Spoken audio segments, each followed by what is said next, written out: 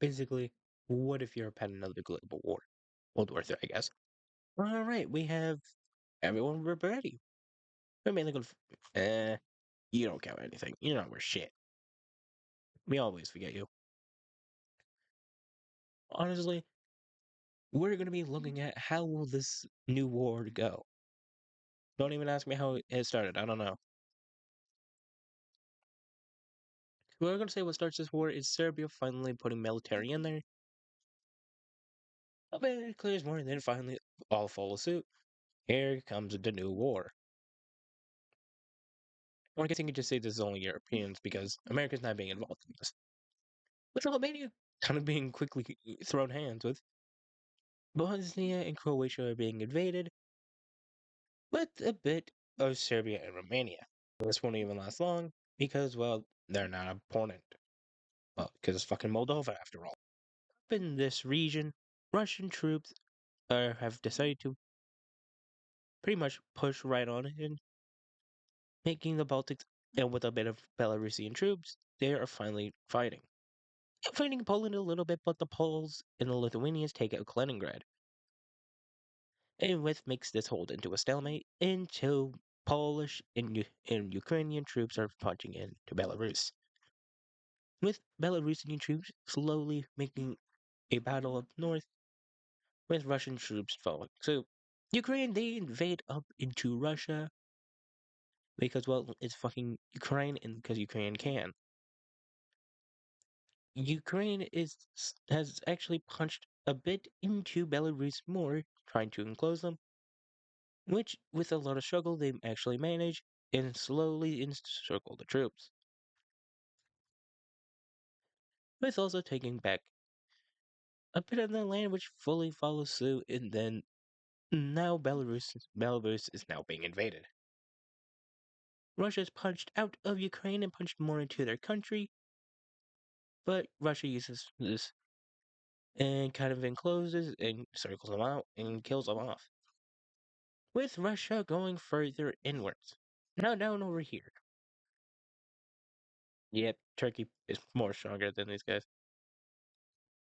But the Greeks did kind of take over Cyprus, so kind of just. And finally, they make a landing down here and punch inwards, which then Turkey takes us over and kind of pushes them out.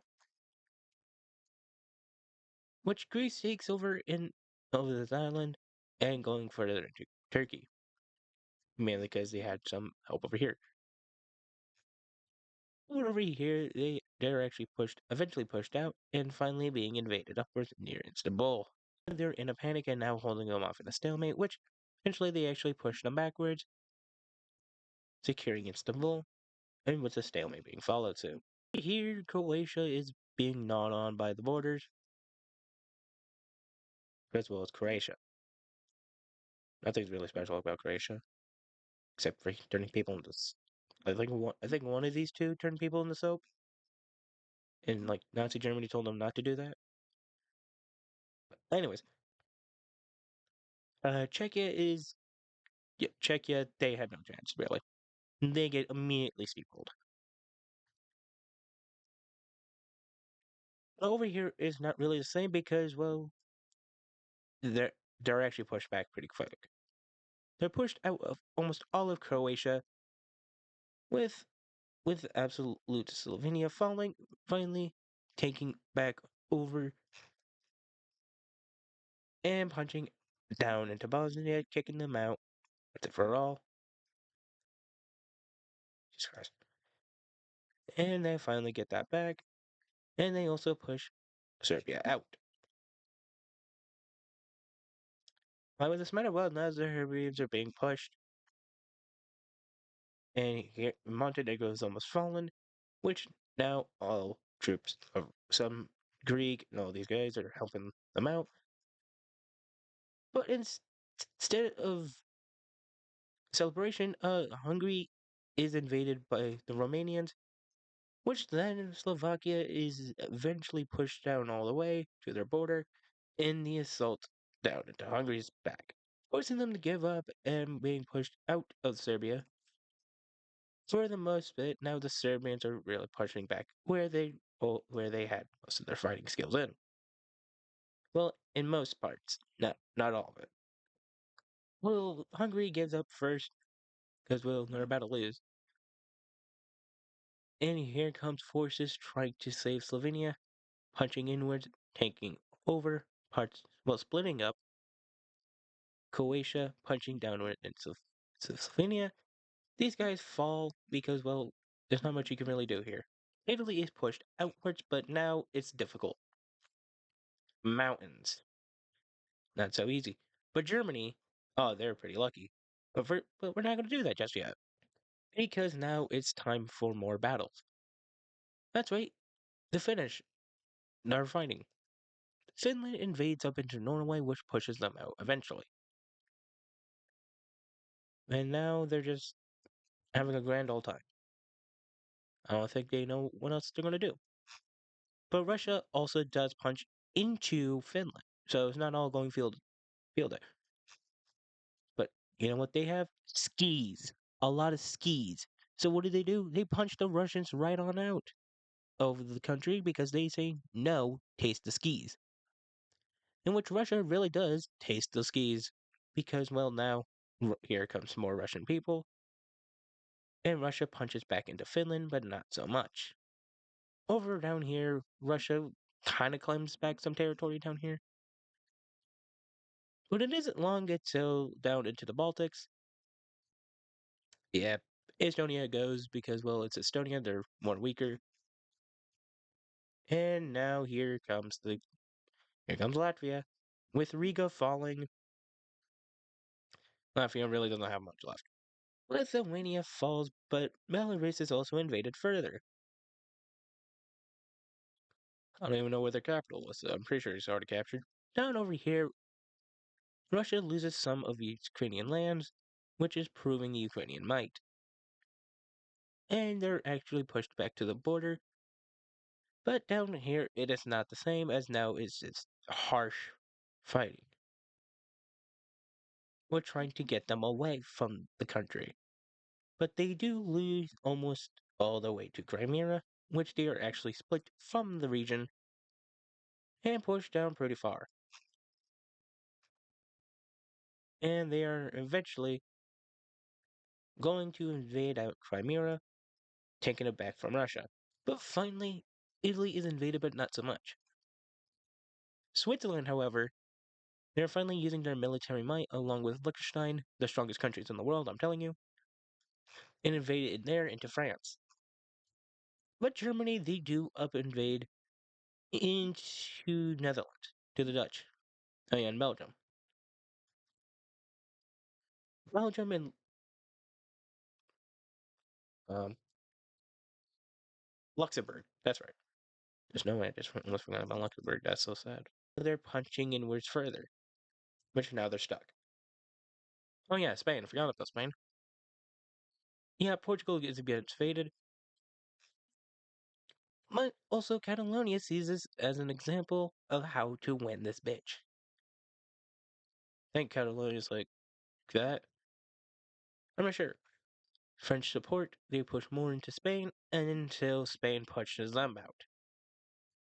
Out of Catalonia, kind mostly. So yeah, Catalonian troops are now struggling till well they get a little bit back until now they're more struggling. Yeah, there really wasn't much might on this one. So now Spain gets to have all their focus over here. Oh, but it's not all sweet and games because, well, yeah, Sweden gets invaded. Oh, fuck. As I was saying, they managed to cut Norway in half. Successfully. Without any issues. And they actually punched the Norwegians right out of the country. Completely. And over here, most of Norway's forces, if just forces here, I don't know, they're actually falling. They fall down to Sweden and Finland, which then finally gives the Norwegians basically permission to just surrender. It's all game over. The Germans, well, the Swedish take over Copenhagen, as the Germans take over mainland Denmark. Polish are punching them right back out and invading into Belarus more. With that, they actually make the assault of freeing the Baltics a huge main mission. But it's not so easy, because while Belarus is finally getting back some land, and so does Russia. Not much, but they still got something here. As they actually punch more into Ukraine by Crimea, as they take over the region until Ukraine makes has formed a stalemate with like that, and not much changes after this. You could say that happens, but then this will just generally happen again, back and forth, until that falls back to Greece, and finally the Greeks and other troops are finally making the comebacks. Oh yeah, over here. Yeah, the Irish kind of just make a surprise attack. So what's that going to do? Well, it's going to give the Scots finally their time for independence, which is now a big oh fuck. Until the Scots take down more land, finally getting what they wanted, their independence right back, along with Irish troops as they make a secret naval landing down over here, finally making this more easier. As they actually do make sure that this falls more, Brits are not very weak. They're actually pretty strong as they have some forces left, punching out the Irish and back with the Scots. As they want to try to liberate or take back the land from the Scots and maybe Scotland itself. So this is what the world map looks like. Spain takes back bits of France. France gets invaded again. With Belgium finally falling, bits of France finally being invaded again. Trying to cut off the coast as the Brits are actually invaded again. But now London has fallen, and now the British are blaming the king because he sucks ass. So finally, the British abdicate and go. Italy finally being invaded more. There's not much might here. And finally, what's probably going to not be a surprise, they all finally sue for peace. With the red team winning, let's see how this peace treaty will look. When you're looking at this peace treaty, it's not a beautiful thing.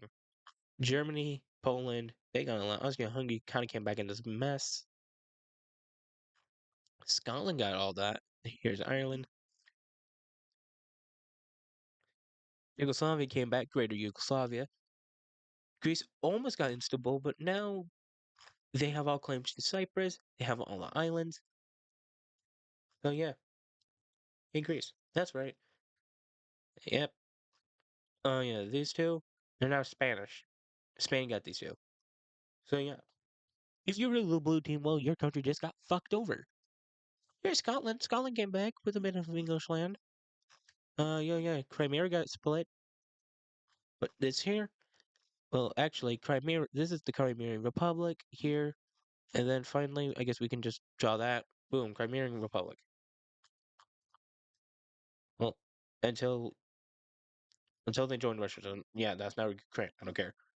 So finally, here it is. Hope you enjoyed. Like and subscribe. Oh yeah, that's pretty much it. See you next time. Also, if you have anything to add of what I should have done differently, please let me know down in the comments. I'll read them next time. Bye.